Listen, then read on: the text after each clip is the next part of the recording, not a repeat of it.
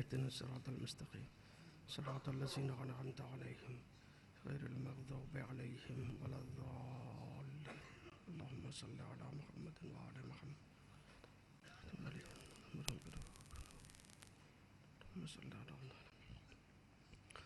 أعوذ بالله السميع العليم من الشيطان اللعين الرجيم ولا حول ولا قوة إلا بالله العلي العظيم حسبنا الله ونعم الوكيل نعم المولى ونعم النصير بسم الله الرحمن الرحيم الحمد لله الذي لا يبلغ مدحته القائلون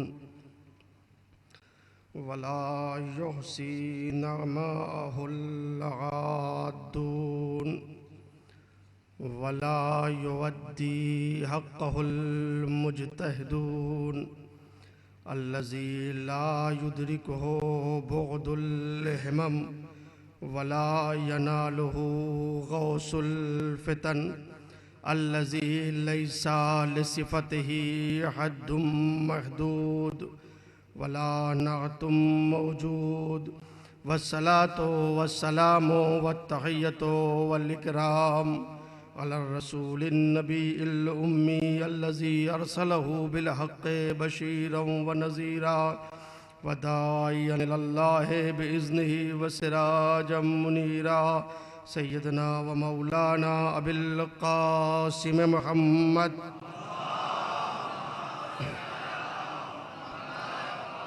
وعلى أهل بيته الطيبين الطاهرين المعصومين الذين أذهب الله عنهم الرجس وطهرهم تطهيرا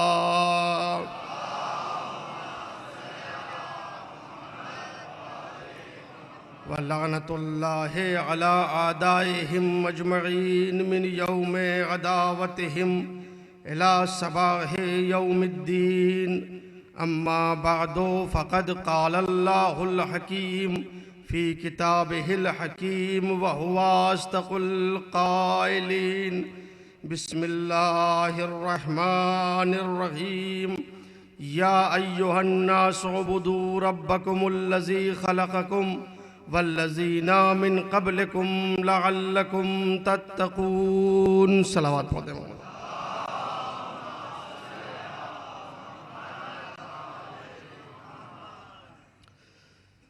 सूरह बकर की यह आय करीमा है जिसमें परवरदिगार आलम तमाम इंसानों को खिताब करके इरशाद फरमा रहा है कि ऐ लोगों अपने परवरदिगार की इबादत करो अल्लज़ी खलक़कुम जिसने तुम्हें पैदा किया है वल्लज़ीना मिन क़ब्लिकुम और जो उन लोगों का भी खालिक है जो तुमसे पहले इस कायनात में आए लअल्लकुम तत्तकून इबादत इसलिए करो ताकि तुम मुत्तकी बन जाओ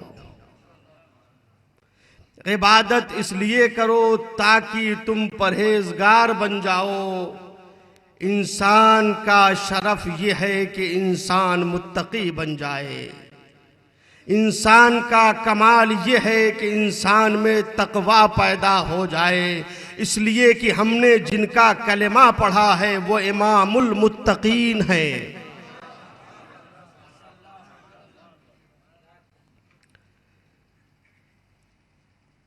बंदगी के उन्वान से सिलसिला बयान जो शुरू हुआ आज उसके चौथे मरहले पर चंद बातें गुजारिश करना है। अभी तक ये आपके सामने इशारा किया जा चुका कि बंदगी तकाज़ाए ईमान है, बंदगी सारे कमालात की बुनियाद है, बंदगी सीरत खासान खुदा है, चाहे वो जमीन के रहने वाले हो या आसमान पे रहने वाले हो। बंदगी अब्द और माबूद के राबिते का नाम है। जितना इंसान मरहले बंदगी में, मरहले इबादत में आगे बढ़ता जाता है, उतना ही वो परवरदिगार से करीब होता जाता है। इंसान जब मरहले बंदगी में आगे बढ़ता है, इंसान ने मरहले वूदियत में आगे बढ़ते बढ़ते अपने को मालिक के सामने अपनी पेशानी को जमीन पर रख दिया, तो उठाने वाले ने उसे इतना उठाया कि उसकी नमाज को मेराज बना दिया।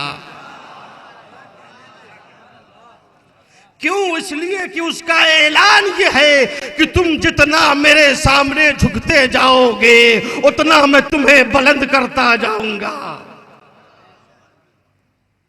अजीजों, ये बंदगी तकाज़ाए ईमान है।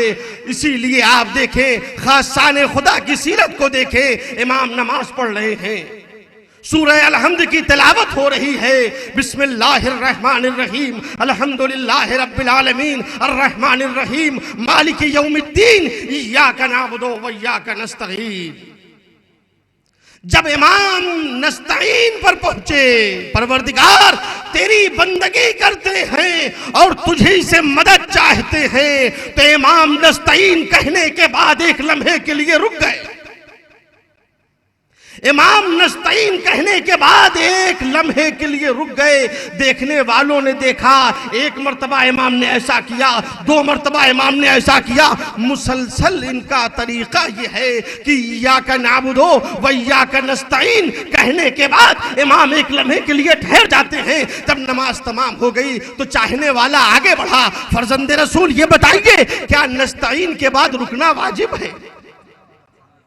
तवज्जो करें अजीजों, क्या नस्तईन के बाद रुकना जरूरी है? आप क्यों रुक जाते हैं? अगर रुकना जरूरी है, वक्फ जरूरी है, तो हम भी नस्तईन के बाद रुक जाया करें।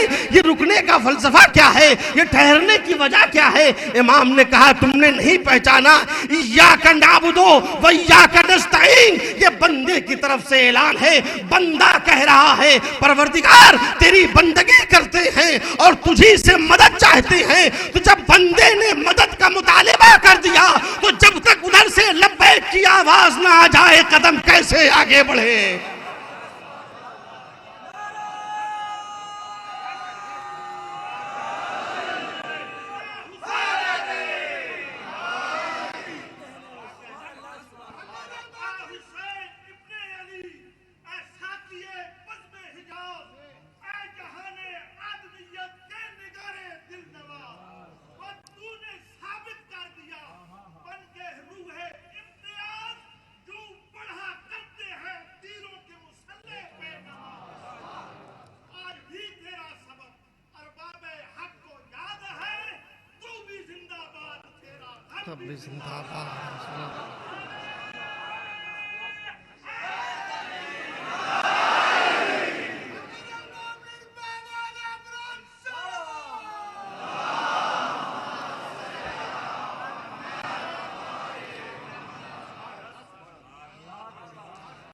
इमाम ने समझा दिया कि दर हकीकत बंदगी ये है कि जैसे इंसान अपनी सारी जिंदगी में खुदा को देख रहा हो, अपने सारे अमाल इस तरह से अंजाम दे जैसे माबूद की बारगाह में हाजिर होकर अंजाम दे रहा है। इसी का नाम है बंदगी और इसी का नाम है जिंदगी। इंसानी जिंदगी के खुसूसियात पर बहस हो रही थी। अजीजों, मैंने कल अर्ज किया कि इंसानी जिंदगी के खुसूसियात क्या है। बात चीजों की तरफ कल इशारा किया कि अगर इंसान के अंदर वो सलाहियतें हैं और इंसान उन सलाहियतों को महफूज रखे तो वाकई उसे जिंदा इंसान कहा जाएगा, वरना एक जानवर में और इंसान में कोई फर्क नहीं है। आज उसी बात को आगे बढ़ाना चाहता हूं। अजीजों, कल मैंने अर्ज किया कि इंसान भी खाता है और जानवर भी खाकर जिंदगी बसर करता है, मगर इन दोनों में एक मुख्तसर सा फर्क ये पाया जाता है कि जानवर के सामने जैसे नबातात लाके रख दिए जाते हैं वैसे खा लेता है, मगर इंसान अपने लिए नए नए जायके तैयार करता है। ये बात गुजारिश की गई। अब अजीजों, इंसानियत का एक इम्तियाज और वो ये कि आपने देखा होगा देहातों में खास करके, या आपकी इत्तलात में होगा कि जब इंसान अपने घर में कोई जानवर पाल लेता है, देहातों की जिंदगी में ये ज्यादा होता है, कोई अपने घर में बैल पाले हुए है, कोई अपने घर में बकरी पाले हुए है, कोई अपने घर में गोश्तफन पाले हुए है, कोई और जानवर पाले हुए है। देहातों की जिंदगी में मैंने ये ज्यादा देखा। तो जब इंसान अपने घर में जानवर पाल लेता है और उस वक्त ज़राअत करने वाला, खेती करने वाला, काश्तकारी करने वाला जब वो जाकर अपनी जमीन में काश्तकारी करता है, ज़राअत करता है, तो वो फकत वो दाने नहीं उगाता जिसको उसकी खुद जरूरत है। अजीजों, अगर आप इंसानी जिंदगी के खुसूसियात को अंदाजा कर सकते हैं तो बंदगी को समझने में कोई मुश्किल मरहला ना होगा। इंसान के अंदर परवरदिगार आलम ने यह सलाहियत अता की है, ये शऊर दिया है उसकी फितरत में कि इंसान जब खेती करने के लिए जाता है, ज़राअत करने के लिए जाता है, काश्तकारी का काम शुरू करता है, तो वो फकत वो गल्ले नहीं पैदा करता जिसकी जरूरत सिर्फ साहिब जमीन को है, वो गल्ले भी उगाता है जिसकी जरूरत उसे है, और वो चारा भी तैयार करता है जो जानवर की जरूरत है। वो जानवरों का भी एहतमाम करता है, जानवरों के खाने का एहतमाम करता है। और अजीजों, मैंने तो देखा ये है, पूरे पूरे इलाके होते हैं जिसमें जानवरों के खाने का एहतमाम किया जाता है। दीन इस्लाम ने इंसानी जिंदगी में ये शऊर रखा है कि इंसान का कमाल ये नहीं है कि इंसान फकत अपने बारे में सोचे। इंसान का कमाल ये नहीं है, इंसानी जिंदगी का कमाल ये नहीं है कि इंसान फकत अपने बारे में सोचे, बल्कि इंसानी जिंदगी का कमाल ये है कि जैसे वो अपने बारे में सोच रहा है वैसे ही अपने से कमतर के बारे में भी सोचे।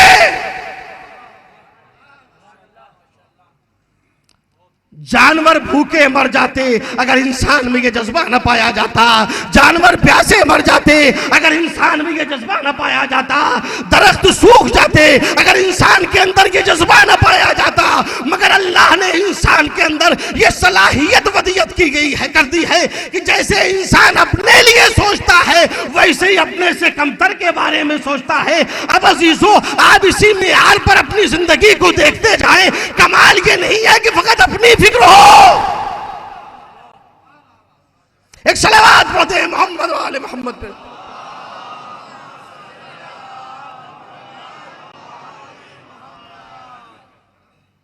ये इंसानी जिंदगी का इम्तियाज है। इंसानियत का कमाल ये नहीं है खाली अपने फिक्र में हो, नहीं, अपने से कमतर जो है उनकी फिक्र में भी हमें रहना है। ये इंसानी जिंदगी की खुसूसियत है। यही वजह आप देखें, मसले शरीफ ही है कि अगर एक इंसान, उसके घर में कोई जानवर है और नमाज का वक्त आ गया, बंदगी का वक्त आ गया, नमाज का वक्त आया, आपको नमाज पढ़ना है और जानवर प्यासा है, पानी आपके पास इत्तेफाक से इतना ही है कि या आप वजू कर सकते हैं या जानवर को पिला दें। अजीजों, पहचाने इंसानी जिंदगी की खुसूसियात को पहचाने।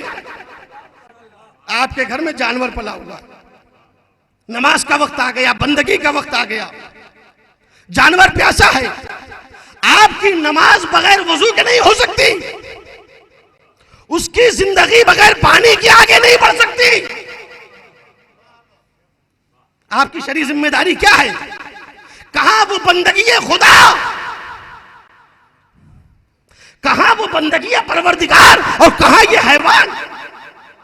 मगर दीन इस्लाम ने क्या कहा? कहा तुम वजू में पानी सर्फ न करना। ये पानी जो तुम्हारे पास है, हमको ऐसी बंदगी नहीं चाहिए कि जानवर प्यासा रह जाए। ये पानी तुम जानवर के हवाले कर दो, ये पानी तुम उस हैवान को पिला दो। परवरदिगार अगर पानी हैवान को दे दिया जाएगा तो तेरी बंदगी कैसे होगी, तेरी नमाज कैसे अदा होगी? उसने कहा बंदगी का इंतजाम हम करेंगे। परवरदिगार कैसे तू बंदगी का इंतजाम करेगा? कहा देखो अगर तुमने इसे पानी न दिया ये हलाक हो जाएगा, ये मर जाएगा। ये पानी की जगह पे न मिट्टी खा सकता है, न लकड़ी खा सकता है, न पत्थर चबा सकता है, लेकिन तुम बंदगी के लिए हमने पानी के बदले में तुम्हारे लिए खाक को रखा है। इंसानी जिंदगी का इम्तियाज पहचाने, शरीयत के कानून को पहचाने। शरीयत बर्दाश्त नहीं करती कि एक जानवर भी हलाक हो जाए।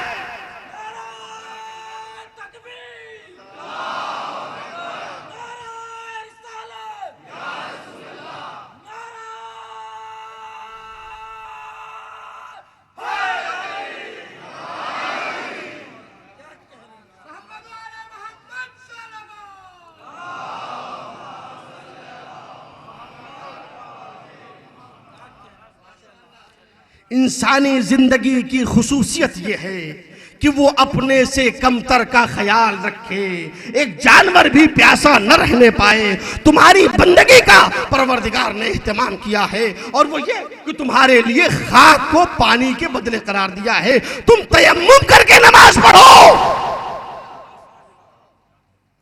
मगर उसकी जान को बचाना है। क्यों अजीजों? ये इंसान को बताया गया कि देखो जो तुमसे कमतर है तुम्हें उनका ख्याल रखना होगा। ये तो इंसान और जानवर की बात है। उसके बाद जब इंसानियत के एतबार से मरातिब तय होंगे,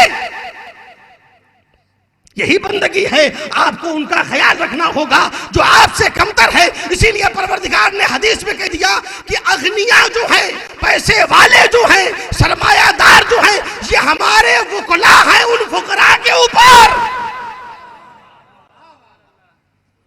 ये इंसानी जिंदगी की खुसूसियत है, ये इंसानी जिंदगी का इम्तियाज है। तो अजीजों, इंसानी और हैवानी जिंदगी में एक फर्क ये है कि हैवान फकत अपने लिए सोचता है और इंसान अपने से कमतर के लिए सोचता है। इंसान जैसे अपने बारे में सोचता है वैसे दूसरों के बारे में भी सोचता है। इंसानियत का इम्तियाज ग़िज़ा नहीं है।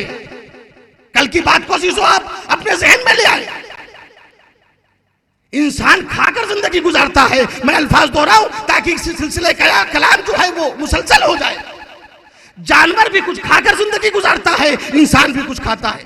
बस फर्क ये है कि उसके सामने जैसा खाना आ जाए वैसा खा लेता है, मगर ग़िज़ा दोनों की जिंदगी का मुश्तरक मसला है। तवज्जो करें अजीजों, यानी खाने के जरिए से इंसान और जानवर में इम्तियाज नहीं पैदा होगा। मकान इंसान की भी जरूरत है और मकान जानवर की भी जरूरत है। ये और बात है, वो जमीन में बने बनाए गार में जाके पनाह ले लेता है और इंसान अपने लिए बेहतरीन मकानात बनाता है। मगर मकान दोनों की जरूरत है, ग़िज़ा दोनों की जरूरत है, जिनसी जज्बा दोनों की जरूरत है। तो ये सारे मसाइल वो हैं जो इंसान और हैवान की जिंदगी के दरमियान मुश्तरक है। इंसानियत का इम्तियाज क्या है? इसी वजह से अजीजों, अगर आप फलासफर के बयानात को देखें तो फलासफर ने कहा कि इंसान के अंदर बेशुमार ऐसी खुसूसियात पाई जाती हैं जिसकी वजह से ये एक जानवर से ज्यादा कुछ नहीं है। फकत एक इम्तियाज है जो परवरदिगार ने इंसान को दिया है। उस नुक्ते इम्तियाज की वजह से सारी दुनिया के हैवान जानवर कहे जाते हैं और इंसान अशरफुल मखलूकात कहा जाता है। लेकिन अगर उस नुक्ते इम्तियाज को अलग कर दिया जाए तो इंसान जानवर है और कुरान ने कहा जानवर से भी बदतर है।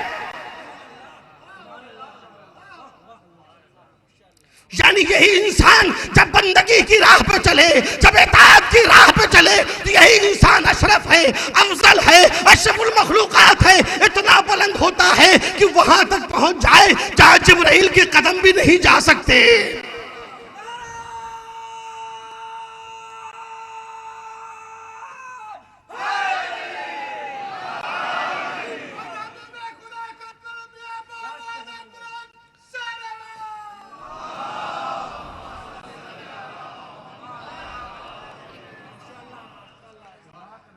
लिहाजा अजीजों, इंसानी जिंदगी को समझने के लिए, अपने को समझने के लिए जरूरत है उन मुश्तरका मसाइल को भी देखा जाए जो इंसान और जानवर के दरमियान में पाए जाते हैं, और उस नुक्ते कमाल को भी देखा जाए, उस नुक्ते इम्तियाज को भी देखा जाए जिसके जरिए से इंसानी जिंदगी हैवानी जिंदगी से जुदा होती है।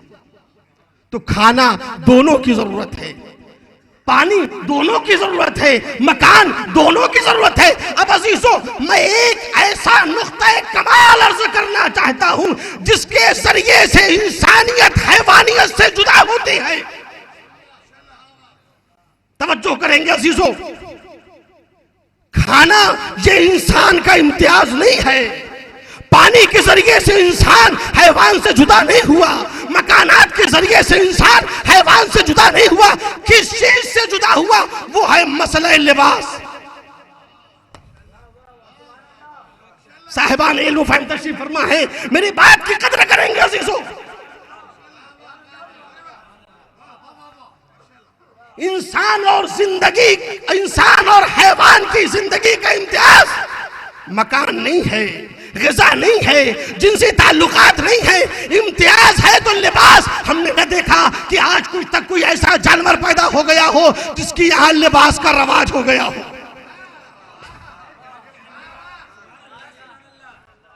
इस लिबास की वजह से इंसान जुदा हुआ जानवर से।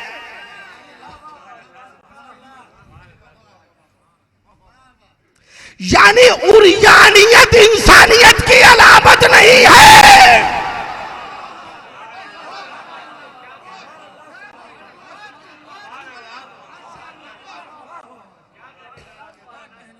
मैं तो इंसानी जिंदगी और हैवानी जिंदगी के ऊपर तबसरा कर रहा हूं। उसके बाद देखिए, शरीयत एक एक कानून की तायीद करती चली जा रही है।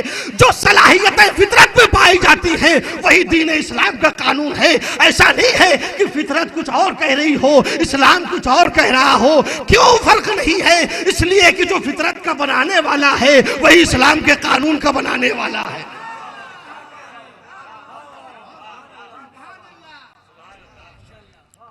लिहाजा इंसान और हैवान के दरमियान जो फर्क पैदा हुआ वो लिबास के जरिए से फर्क पैदा हुआ। हमने नहीं देखा कि जानवरों को कोई करो ऐसा पैदा हो गया हो जिनकी यहाँ लिबास का रवाज हो गया हो, या ये भी नहीं देखा कि कोई ऐसा इंसानी मुआशरा पैदा हो गया हो जो लिबास से बिल्कुल आजाद हो गया हो। न वैसे जानवर देखे गए, न वैसे इंसान देखे गए। अजीजों, इसके मानी क्या है कि अब जो जितना लिबास को अपनाता जाएगा उतना ही उसकी इंसानियत मुकम्मल होती रहेगी।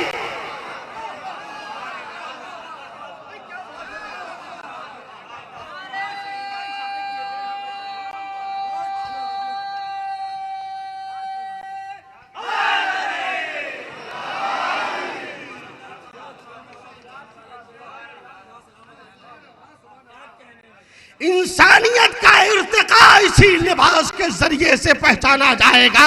जितना इंसान की नजर में लिबास की अजमत बढ़ती रहेगी उतना ही वो इंसानियत उसकी मुकम्मल होती रहेगी। और जो जितना लिबास से दूर होता जाएगा वो इंसानी हयात से दूर होता जाएगा।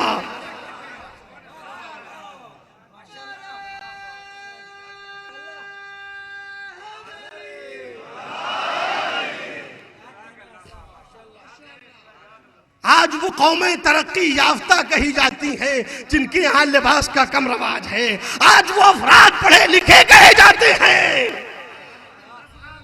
नहीं अजीजों, इंसानियत का इम्तियाज यही लिबास है। यही वजह है अजीजों कि कोई कौम भी अभी तक ऐसी न पैदा हुई जो बिल्कुल लिबास से आजाद हो जाए। हर एक ने मसले लिबास के ऊपर इत्तेफाक किया है, इसलिए कि ये इंसानियत का इम्तियाज है। अब इसकी बुनियादें क्या है ये आप उनसे पूछिएगा। लेकिन इंसानी जिंदगी की जरूरत है लिबास, इसके ऊपर सबका इत्तेफाक है। मुसलमान और गैर मुसलमान की बात नहीं है, बेदीन हो, कुफार हो, मुसलमान हो, गैर मुसलमान हो, हर एक ने इत्तेफाक किया है, बुनियादें अलग अलग हैं। अब अजीजों, लेकिन मैं उन्हीं तरक्की याफ्ता कौमों के बारे में कहना चाहता हूं कि जब लिबास इंसानी जरूरत का नाम है और इंसान के इम्तियाज का नाम है, तो आखिर ये दुनिया में तबाही क्यों हो रही है? ये दुनिया में इम्तियाज लिबास है। और इंसानों के दरमियान अजीजों, इंसानों के दरमियान लिबास जितना औरतों के लिए मोहतरम है, लिबास की जितनी अजमत मर्दों के दरमियान, औरतों के दरमियान अगर आप मुकायसा करें, इंसान हैवान से अलग हुआ इस लिबास की बुनियाद के ऊपर, और औरत इंसानों के दरमियान में मुमताज बनी इस लिबास की बुनियाद पर।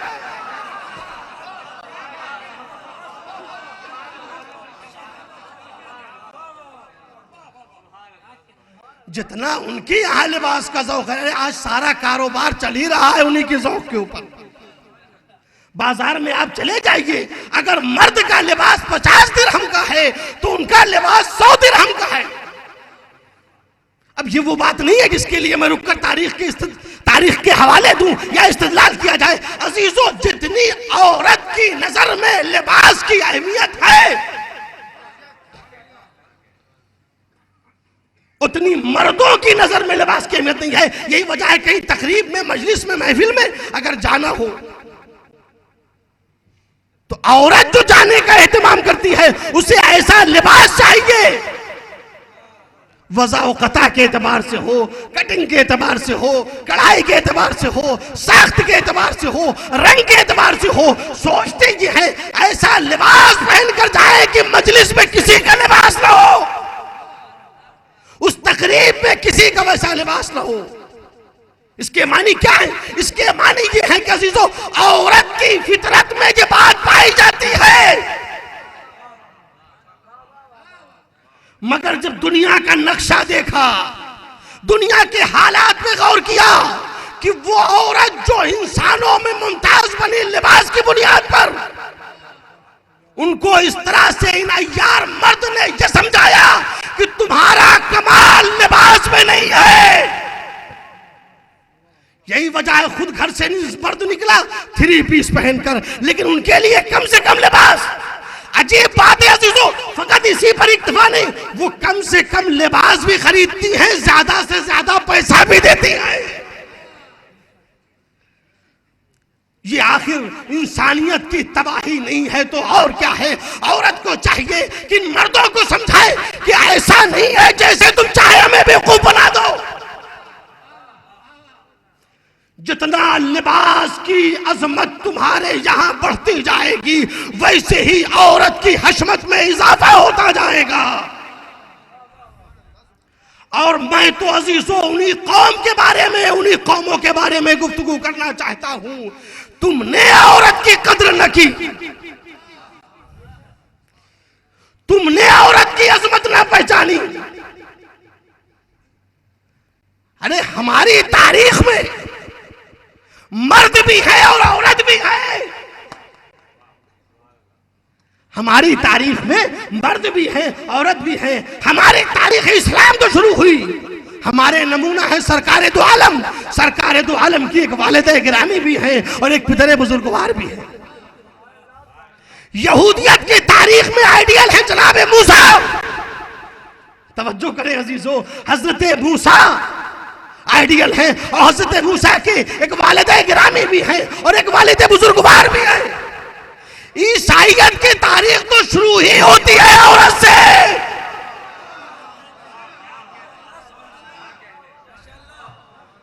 तुमने औरत की अजमत को न पहचाना।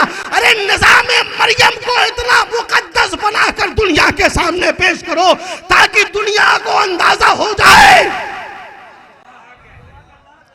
कि औरत की अजमत क्या है। कि अगर मर्कज या किरदार सलामत रहे।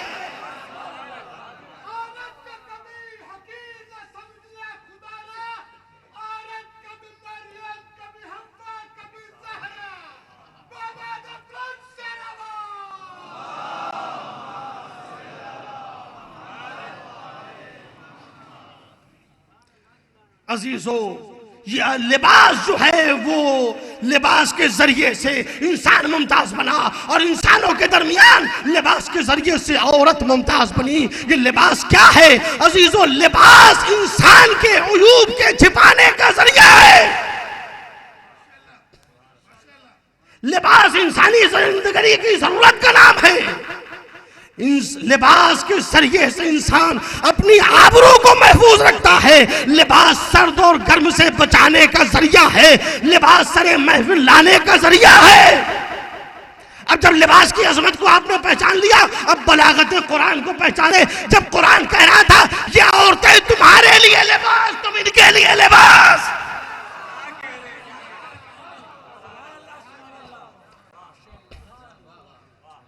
ये औरतें तुम्हारे लिए लिबास हैं, तुम इनके लिए लिबास हो। क्या मानी? यानी दोनों एक दूसरे की जरूरत को महसूस करें। वो इनके जरिए से सरे महफिल आने के काबिल है, वो इनके जरिए से सरे महफिल आने के काबिल है। वो इनकी आबरू को बचाएंगी, ये उनकी आबरू को बचाएंगे। ये तुम्हारे लिए लिबास है, तुम इनके लिए लिबास हो। अजीजों, इसकी मानवियत पर आप गौर कीजिएगा। मैं अपनी बात को आगे बढ़ाना चाहता हूं। मैं तारीख का एक फिक्रा फकत नकल करके अपने इस्तेदलाल को मुकम्मल करना चाहता हूं कि औरत की जिंदगी में जितना शौहर का मर्तबा है, जितना उसकी आबरू में शौहर का किरदार है, उतना किसी का किरदार नहीं है। आप अंदाजा करें, कुरान लिबास कह रहा है, यह औरत तुम्हारे लिए लिबास है, तुम इसके लिए लिबास हो। तारीख का मशहूर मारूफ फिक्रा है अजीजों कि एक जंग में एक घर से एक खातून के मुख्तलिफ रिश्तेदार गए जंग करने के लिए। कुछ देर के बाद खबर आई इसके पास कि तुम्हारा बाप मारा गया। इस खातून को आके खबर दी गई कि तुम्हारा बाप मारा गया। इसने अपने सर को उठा के कहा ये तो हमारे लिए बाइस इफ्तिखार है, ये तो हमारे लिए बाइस इज्जत है कि मेरा बाप मैदान शजात में दादे शजात देता हुआ मारा गया, दादे शजात दिखाता हुआ मारा गया। न उसने मैदान से अपनी जान चुराई और न फरार इख्तियार किया। थोड़ी देर के बाद खबर आई कि तुम्हारा भाई मारा गया। इसने कहा कोई बात नहीं है, ये तो मेरे लिए और इज्जत की बात है। अगर किसी ने मैदान जंग में एक कुर्बानी दी, मैंने 2 कुर्बानी दी। किसी ने कहा, थोड़ी देर के बाद फिर खबर आई कि मैदान जंग में तुम्हारा बेटा भी मारा गया। इस औरत ने कहा कोई बात नहीं है, ये तो मेरे लिए सरमाए इज्जत है कि मैंने 3 कुर्बानी दी है। कुछ देर के बाद फिर खबर आई कि तुम्हारा शौहर मैदान जंग में मारा गया। तारीख का फिक्रा है, जैसे ही उसने ये सुना कि तुम्हारा शौहर मैदान जंग में मारा गया, उसने कहा वाजुल्लाह, अब जिल्लत का वक्त आ गया। वाजुल्लाह, अब जिल्लत का वक्त आ गया। बाप के मरने की खबर सुनी तो ये नारा नहीं बुलंद किया। भाई के मारे जाने की खबर सुनी तो ये नारा नहीं बुलंद किया। बेटे के मरने की खबर सुनी तो ये नारा नहीं बुलंद किया। मगर जब शौहर के मरने की खबर सुनी तो कहा जिल्लत का वक्त आ गया। क्या मतलब अजीजों? वही जो कुरान समझा रहा है। अगर आप इस जुमले को ये तुम्हारे लिए लिबास है, वो तुम्हारे लिए लिबास,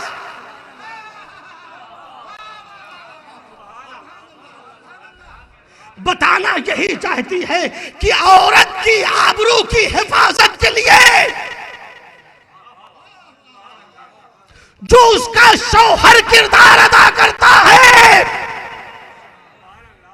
किसी का बाप मारा जाता है तो उसकी तरफ गलत निगाहें नहीं उठती। किसी का भाई मारा जाता है तो उसकी तरफ बददियानतों की नजर नहीं उड़ती।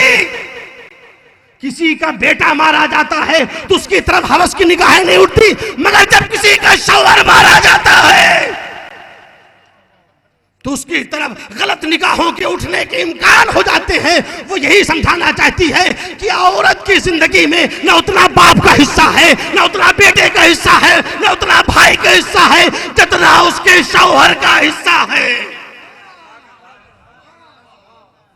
एक सलावत पढ़ दे मोहम्मद वाले मोहम्मद।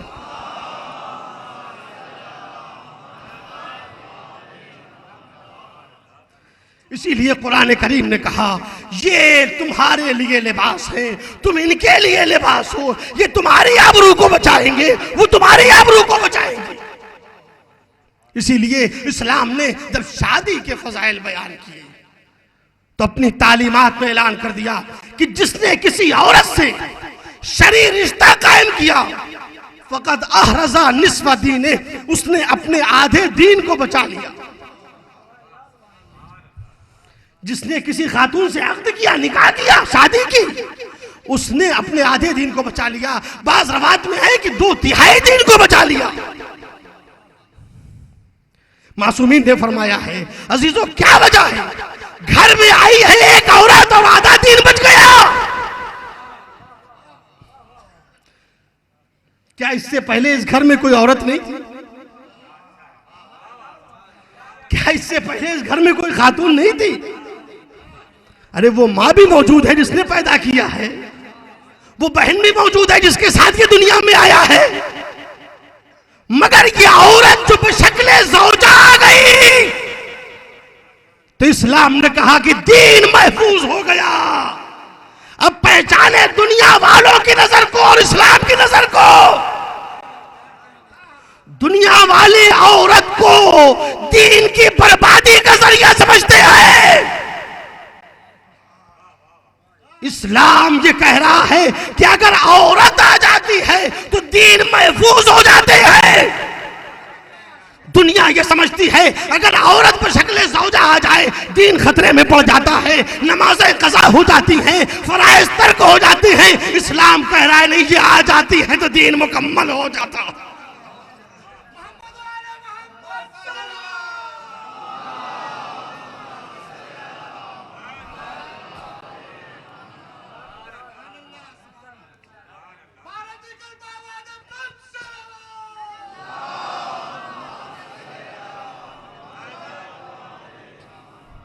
अब औरत की जिम्मेदारी है कि उसके हवाले जो फरीजा किया गया है उस फरीजे की हिफाजत करे।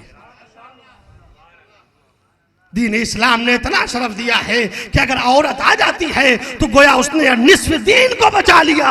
फलयत्तक़ि फिन निस्फिल आखर, आधे दीन को ये मर्द खुद बचाए।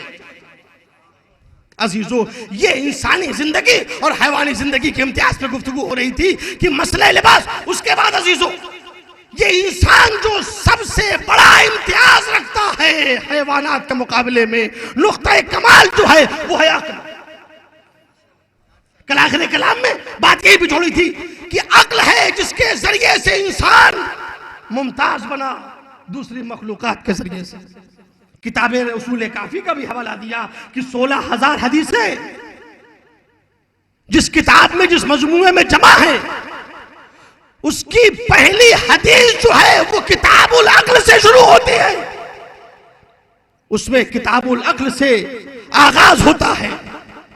इंसान इस दुनिया में आया, परवरदिगार ने 2 चीजें दी हैं, इंसान को जिस्म दिया और इंसान को अक्ल दी। जिस्म जब इस दुनिया में जिंदा रहना चाहता है, कल तफसीलात अर्ज़ की अजीजों, तो इसके लिए जिस्म की बका के लिए खाने की जरूरत है। इंसान अगर इंसान बनकर रहना चाहता है तो लिबास की जरूरत है। तवज्जो करें अजीजों। अब ये बताइए जब इंसान अक्ल भी लेकर आया है तो अक्ल की ग़िज़ा क्या है? मेरे तमाम सुनने वाले इस बात पर गौर करें अजीजों, हमारी और आपकी जिंदगी का बुनियादी मसला है जिस्म की ग़िज़ा है खाना। सब्जी जात से लेके मुर्गे मुसल्लम तक जिस्म का लिबास है कपड़ा, मामूली लिबास से लेके बेहतरीन कपड़े तक। ये तो आपके मादी जिस्म की बात थी। अक्ल भी ये इंसान लेकर आया है। ऐ इंसान के बता, तेरी अक्ल कैसे जिंदा रहेगी? उसकी ग़िज़ा क्या है? उसका लिबास क्या है? इसी को समझना है अजीजों कि इंसान का जो दूसरा हिस्सा है, इंसान ने अपने पहले हिस्से पे तो गौर किया। दूसरा हिस्सा क्या है? अक्ल। अक्ल की ग़िज़ा क्या है? अक्ल का लिबास क्या है? तो अक्ल की ग़िज़ा है इल्म, अक्ल का लिबास है हया और गैरत।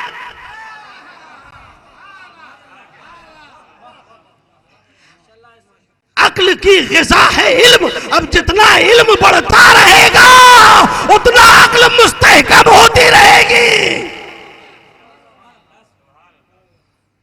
आज क्या वजह है अजीजों?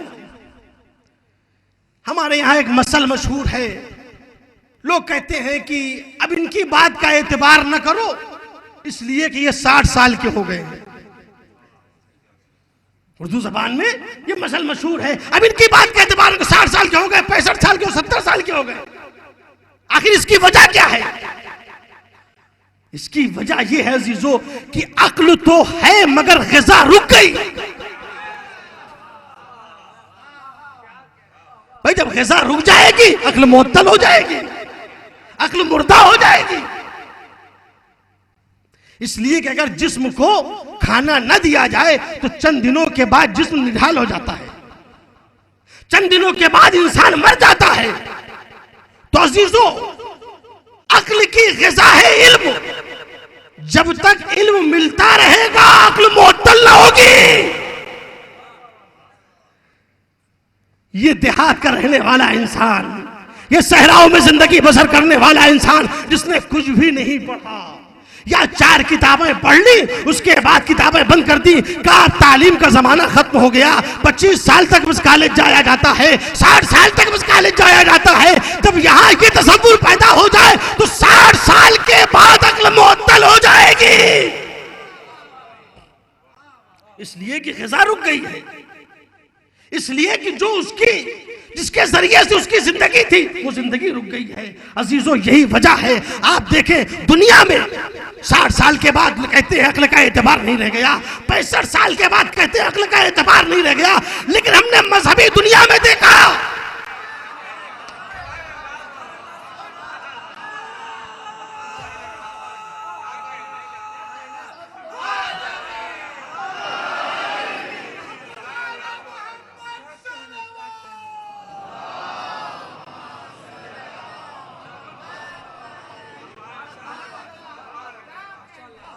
जिस सिनो साल में दुनिया वालों की अक्ल का एतबार नहीं रहता, उस सिनो साल में मर्जियत पैदा होती है।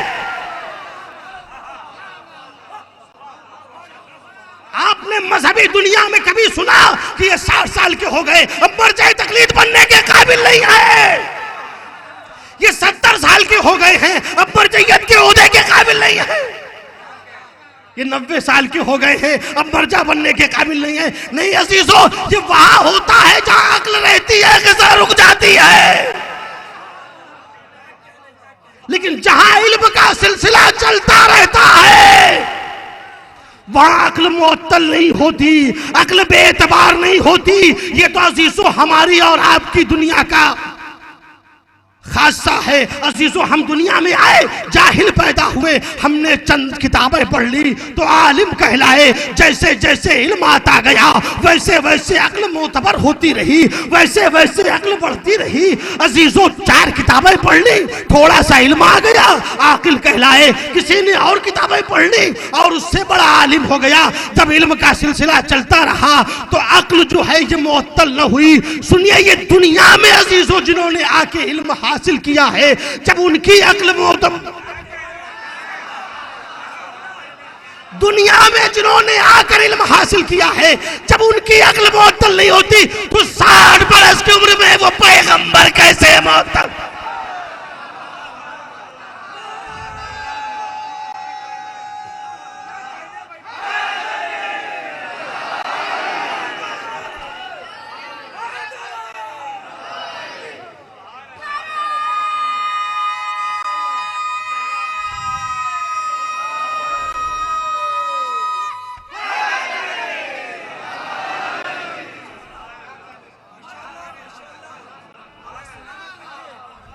हमने दुनिया में आके हासिल किया तो हम गैर मोतबर न हुए जब तक ग़िज़ा मिलती रही। तो जो अपने साथ इल्म लेकर आया था,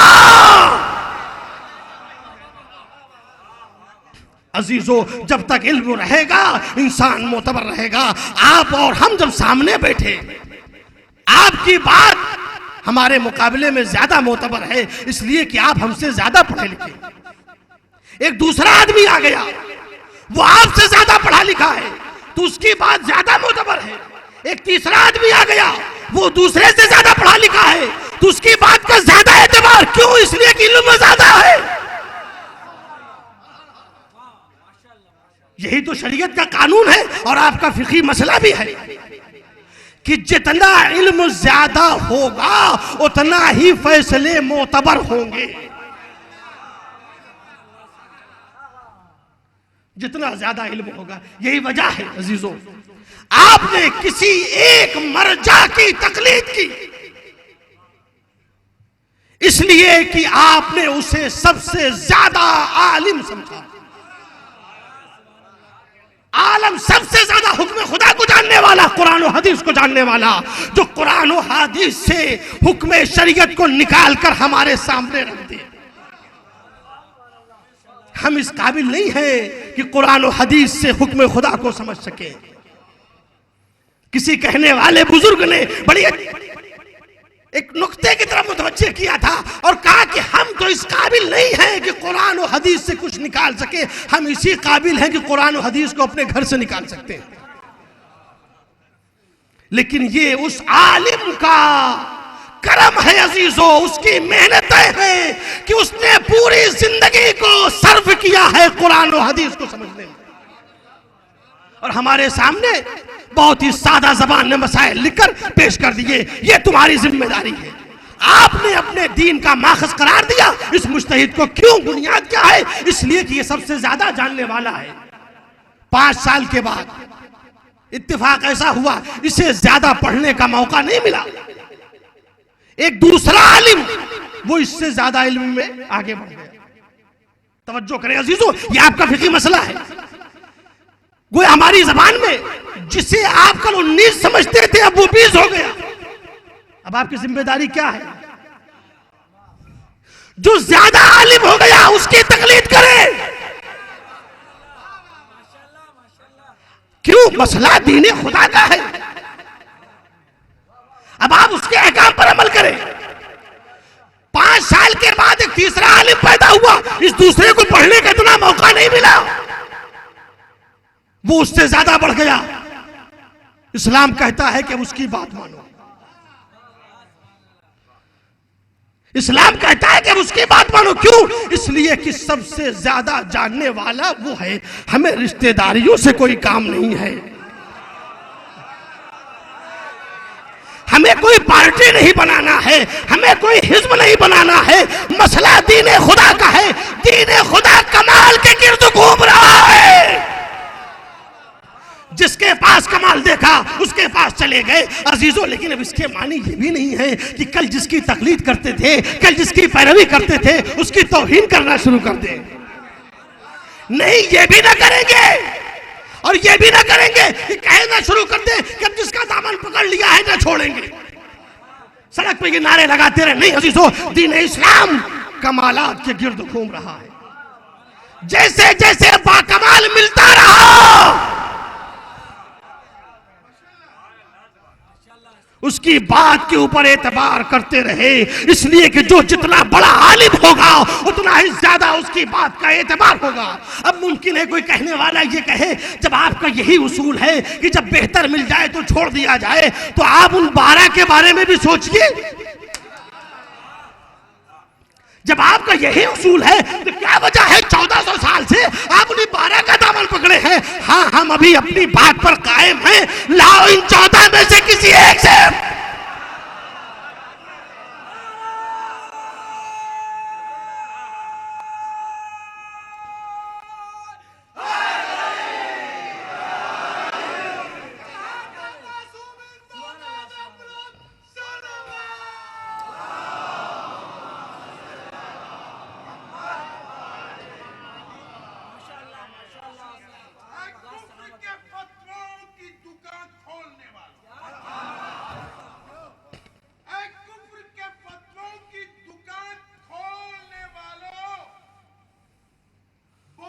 पोशीदा अकायद के दरो बाम संभालो। एक कुफ्र की फतवों की दुकान खोलने वालों, पोशीदा अकायद के दरो बाम संभालो, फिर शौक से हम अहले मवद्दत से उलझना, फिर शौक से हम अहले मवद्दत से उलझना। पहले जरा अपने बुजुर्गों का ईमान बचाओ।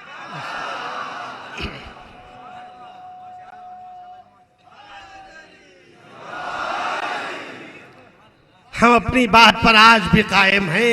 लाओ तो इन 14 में से किसी एक का जवाब लेके आओ।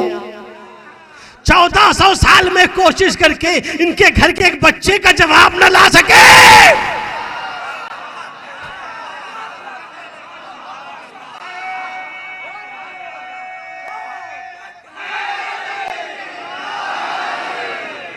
तो हम किसी दरवाजे पर कैसे चले जाएं? हम सिनो साल के बंदे नहीं, हम कमालात के बंदे हैं।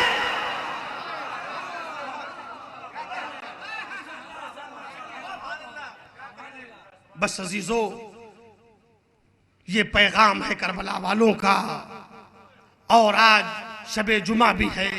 इंतजामिया ने मुझे हुक्म दिया है कि जाहिर है कि ये इतना बड़ा प्रोग्राम अजीजों, अल्हम्दुलिल्लाह हर देखने वाला, हर अज़ादार इस प्रोग्राम को देखकर कितना खुश होता होगा। इतना बड़ा मजमा जमा है नबी के नवासे का गम मनाने के लिए। लेकिन अजीजों, ये सारा प्रोग्राम आप ही के ताउन से होता है। लिहाजा आप सबसे गुजारिश है कि ज्यादा से ज्यादा बढ़ चढ़कर इस प्रोग्राम में हिस्सा लें।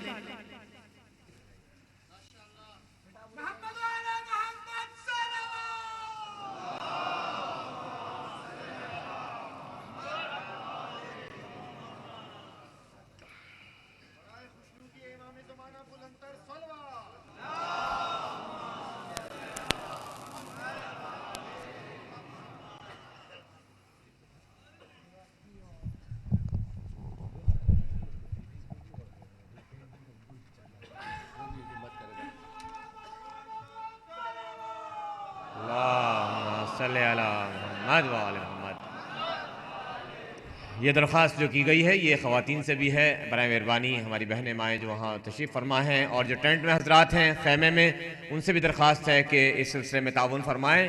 इमाम बारगाह के तमाम प्रोग्राम्स के बेहतर से बेहतर अंदाज में अंजाम देने के लिए आपके ताउन की ज़रूरत है। ये सब खिदमतगार आपके लिए यहाँ पर मुअय्यन किए गए हैं, इनसे ताउन फरमाएँ बराए मेहरबानी।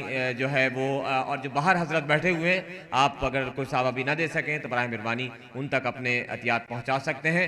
और न्याज के सिलसिले में बिलखुसूस दरख्वास्त की जाती है, जो हजरात न्याज लेकर आ रहे हैं बराए मेहरबानी वो बाहर रोड पर अपनी न्याज तकसीम ना करें, अंदर आकर वो अपनी न्याज तकसीम कर सकते हैं।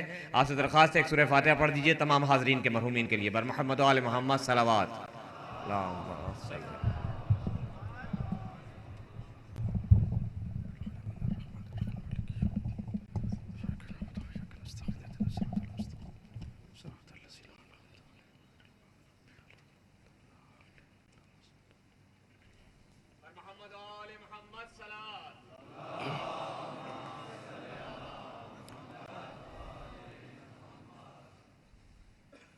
आप हजरात ज़्यादा से ज़्यादा ताउन करें इंतज़ामिया के साथ। ज़ाहिर है बढ़ते हुए अखराजात वो सब आपके नज़र के सामने है और इंतज़ामिया भी आपके ताउन की मुसलसल ज़रूरत महसूस करती है। अगरचे हकीकत ये है, अगर आप देखें कि ये काम ऐसा है जो पर्दे में होना चाहिए, मजलिस रोक कर और उसके बाद अगर हर आदमी अपने फरीज़े का एहसास करे तो जाहिर है कि ये मजबूरी इंतज़ामिया की है। क्या करे इंतज़ामिया? अगर हर आदमी अपने फरीज़े को पहचाने और इंतज़ामिया से ताउन करता रहे, माली ताउन करता रहे, तो जाहिर है ज़रूरत नहीं होगी सबके सामने रोक कर जो है वो। लिहाजा इसका आप लोग ख्याल रखें। मुसलसल फ़कत आज की बात नहीं है अज़ीज़ों, मुसलसल जब आप जितना ताउन कर सकते हैं इंतज़ामिया के साथ ताउन करें। और ये आपके पैसे का मुक़द्दर है कि राय हुसैन में काम आ जाए। साल भर जिस दर से लेते रहे, जब भी कोई मुसीबत पड़ी कहाँ गए, इसी दर पर आए। तो क्या उनके पैगाम को आगे बढ़ाने के लिए अगर हमारे 150 दिरहम हम उनकी राह में दे दें, ये हमारे पैसे का मुकद्दर है। सीसो हम सब की शरी जिम्मेदारी है, जो जिस लायक है इस मिशन को, इस पैगाम को आगे बढ़ाने के लिए भरपूर ताउन करे। अगर किसी ने जर्रा बराबर कोताही की तो रोज क़यामत फातिमा ज़हरा के सामने मसूल होना होगा। अजीजों,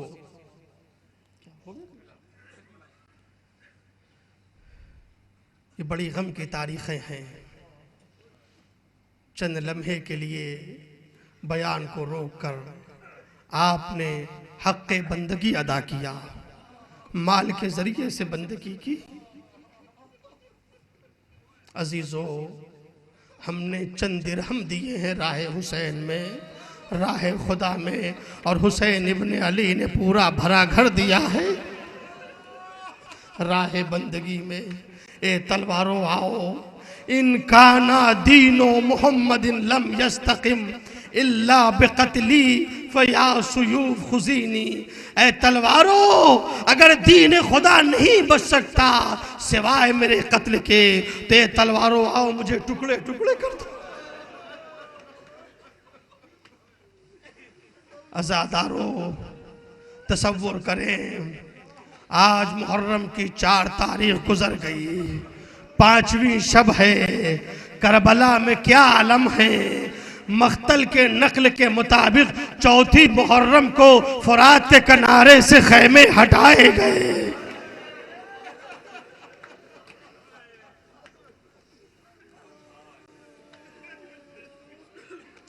अजरुकुम अल्लाह। ए हुसैन मजलूम का मातम करने वालों, सोचो, जिस अलमदार ने अपने हाथों से उमूद खैमा को नस्ब किया था,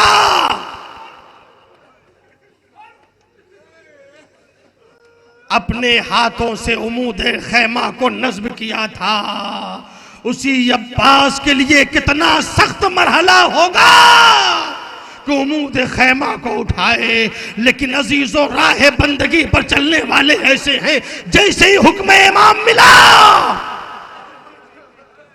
अज़ादारों आमादा हो जाए रोने के लिए, मातम करने के लिए। प्यासों का मातम करना है, इमाम ज़माना को पुरसा देना है। वो इमाम ज़माना जो इस तरह से मसाइब बयान करते हैं, कहते हैं दुनिया वालों मेरे जद को प्यासा ज़बह किया गया।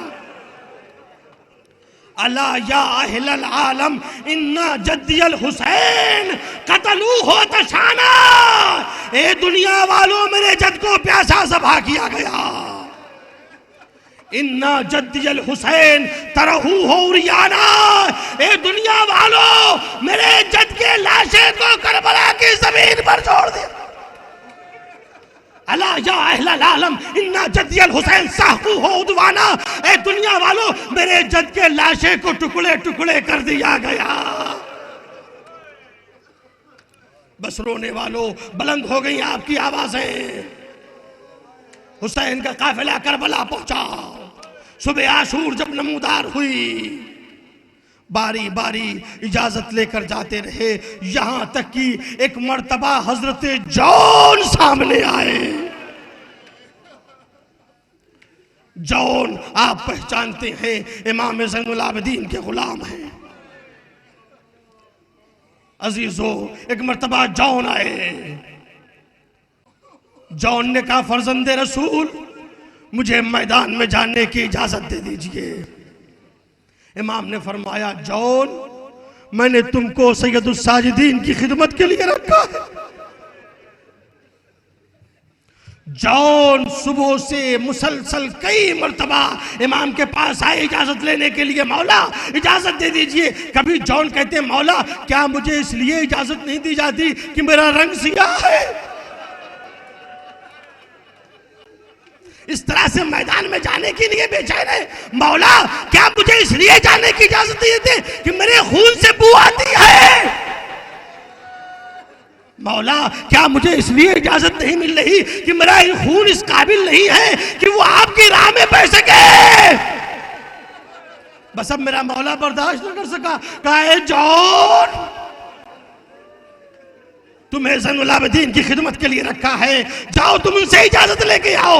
एक मर्तबा जॉन आए, दरे खैमा पे खड़े होके कहते हैं, ए फरजंदे हुसैन, आप तो देख रहे हैं सुबह से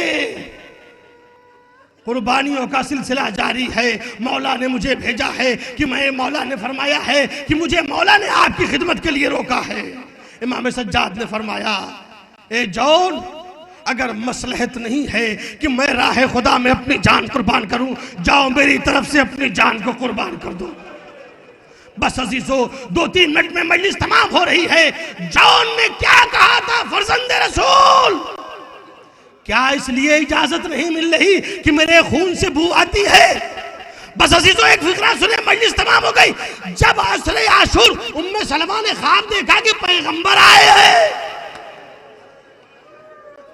जब उम्मे सलमा ने ख्वाब में देखा कि पैगंबर इस्लाम आए हैं, सर के बाल बिखरे हैं, हाथ में खून की शीशे लिए हुए हैं, कहा ए नबी बताइए खैर तो है? कहा उम्मे सलमा मेरा भला घर उजड़ गया।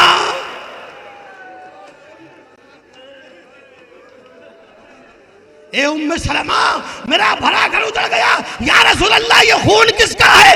कहा इस खून में ये शीशे में हुसैन का खून है, अली अकबर का खून है, अब्बास का खून है और असहाबे हुसैन का खून है। बस रोने वालों हाँ ज़ादारो, जनाब जॉन को इजाजत मिली, मैदान में गए, दादे सजाद दिखाई और राह खुदा में काम आ गए। जब हुसैन पहुंचे तो एक मर्तबा जॉन के सर को उठाया, अपने जानू पे रखा। क्या मुकद्दर है, जहां अली अकबर का सर था, जहां अब्बास और कासिम और मोहम्मद का सर था, वही जॉन का भी सर है। जॉन ने कहा मौला मेरा वक्त आखिर आया तो मेरा सर आपके जानू पे है। ए मौला ये बताइए जब आपका वक्त आखिर होगा आपका सर किसके जानू पर? अजब नहीं ज़हरा आ गई हो। आ मेरे लाल मेरी आगोश में आ जा, ए दश्ते नए नवा मेरा बच्चा है बेगुनाह।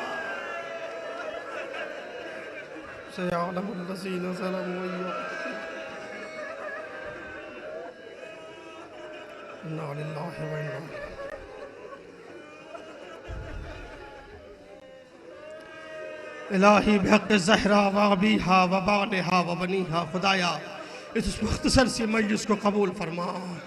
परवरदिगार तुझे वास्ता है मोहम्मद और आले मोहम्मद का हाज़रीन के दिली मकासिद को पूरा फरमा।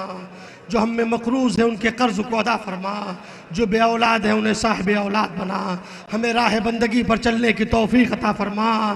खुदाया मुसलमानों में इत्तेहाद और इत्तिफ़ाक़ अता फरमा, इस्लामी ममालिक को दुश्मनान इस्लाम के शर से महफूज फरमा। हमारे उलमाए कराम मराज इज़ाम का साया हमारे सरों के ऊपर बाकी रहे। इमाम ज़माना के ज़हूर में ताजील फरमा और हम सब को उनके अस्हाब आवान में शुमार फरमा। रब्बना तक़ब्बल मिन्ना इन्नका अंतस समीउल अलीम। या हुसैन, दुबई की एक गाड़ी है 13572 रास्ता ब्लॉक कर रही है। जिन साहब की बनाए